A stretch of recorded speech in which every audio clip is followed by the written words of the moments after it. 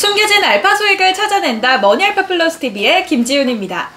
주식은 단순히 종이 조각이 아니라 기업 일부를 소유하는 것이다. 워렌 버핏의 이 말은 투자의 본질을 명확하게 보여줍니다.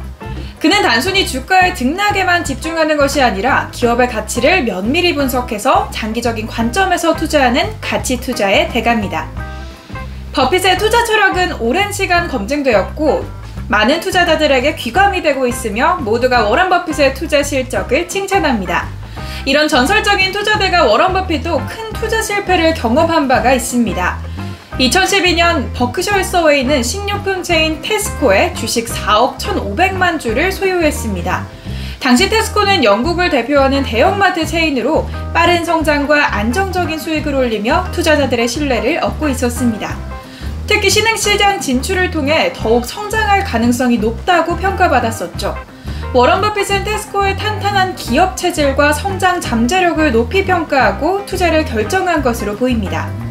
그런데 2014년 테스코는 회계 부정으로 인해 큰 위기에 직면했습니다.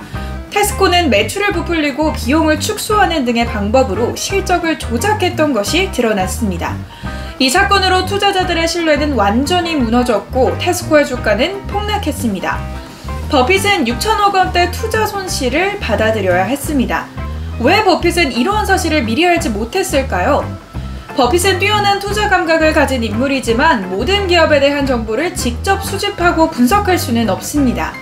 그는 전문가들의 의견에 상당 부분 의존하는데 이번 경우에는 전문가들이 테스코의 회계 부정을 미리 밝혀내지는 못했습니다. 또한 테스코가 오랜 기간 안정적인 성장을 이어왔기 때문에 버핏은 테스코가 회정 부정과 같은 심각한 문제를 저지를 것이라고는 생각하지 못했을 가능성이 있습니다. 한편 테스코의 문제가 드러난 후에도 버핏은 빠른 조치를 취하지 않고 주식을 계속 보유했습니다. 이는 투자 결정에 있어 신중한 성격의 버핏에게는 다소 의외의 행동이었죠.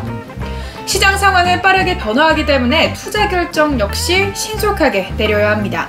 위험이 감지될 때는 과감하게 투자 자산을 정리해야 합니다. 버핏의 테스코 투자 실패는 투자자들에게 기업 분석의 중요성과 위험 관리의 필요성을 다시 한번 상기시켜주는 사례로 평가받고 있습니다.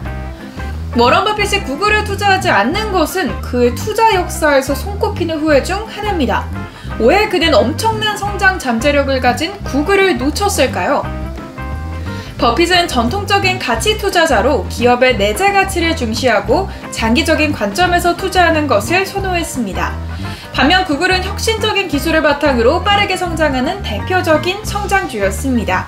버핏은 자신이 잘 이해하지 못한 기술 주식에 대한 투자를 꺼렸습니다. 구글의 가치는 주로 무형자산인 기술력과 브랜드 파워에 기반하고 있었습니다. 버핏은 유형자산 중심의 기업 가치 평가에 익숙했기 때문에 무형자산의 가치를 정확하게 평가하는 데는 어려움이 있었습니다. 버핏이 소유한 자동차 보험회사 가이코는 구글 광고를 통해 많은 고객을 확보했습니다. 이미 구글의 수혜를 잊고 있었던 것이죠. 버핏은 가이코를 통해 구글의 성장 가능성을 충분히 인지할 수 있었지만 정작 구글 주식에는 투자하지 않았고 투자자로서 큰 기회를 놓쳐버리게 됐습니다. 워런 버핏은 투자의 귀재이지만 그 역시 완벽한 투자자는 아닙니다. 구글 투자 기회를 놓친 것은 버핏이 기술 주식에 대한 이해 부족과 변화에 대한 융통성 부족으로 인해 발생한 실수라고 할 수 있습니다. 투자자들에게 새로운 시대에 맞는 투자 전략의 필요성을 시사하고 투자 결정을 내릴 때는 항상 객관적인 시각과 열린 마음으로 접근해야 한다는 교훈을 얻을 수 있습니다.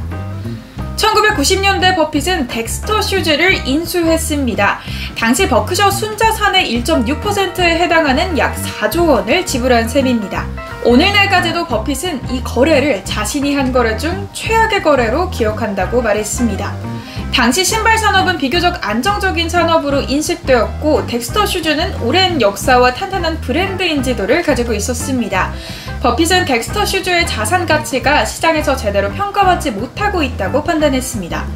부동산, 브랜드 가치 등 유형 및 무형 자산을 고려했을 때 덱스터 슈즈는 저렴한 가격에 인수할 수 있는 매력적인 투자처로 보였을 법했습니다. 1990년대는 스포츠 캐주얼 신발이 인기를 얻으면서 전통적인 구두 시장이 급격히 축소되는 시기였습니다. 덱스터 슈즈는 이러한 변화에 빠르게 적응하지 못하고 경쟁력을 상실했습니다. 버핏은 덱스터 슈즈의 자산 가치를 과대평가하고 높은 프리미엄을 지불하며 회사를 인수했습니다. 하지만 시장 상황의 변화로 인해 인수 가격을 회수하기 어려워졌습니다. 버핏은 덱스터 슈즈의 경쟁력을 강화하기 위해 다양한 노력을 기울였지만 업계 구조조정의 거센 물결을 이겨내진 못했죠. 덱스터 슈즈 투자 실패로 버핏은 사례는 투자의 불확실성과 변화하는 시장 환경에 대한 중요성을 다시 한번 상기시켜줍니다. 이외에도 워런 버핏은 코노코필립스, US 에어, 루블리졸 등으로 수조 원대 투자 손실을 기록한 바가 있고요. 버핏은 역사상 최고의 투자자로 꼽힙니다. 그의 성공적인 투자 뒤에는 실패 뒤에 얻은 핵심적인 투자 원칙이 자리 잡고 있습니다. 버핏의 투자 원칙을 통해 여러분도 성공적인 투자를 위한 지혜를 얻을 수 있기를 바랍니다. 이번 영상이 도움되셨다면 좋아요, 댓글, 구독, 알림 신청까지 부탁드립니다. 지금까지 머니알파 플러스 TV 김지윤이었습니다.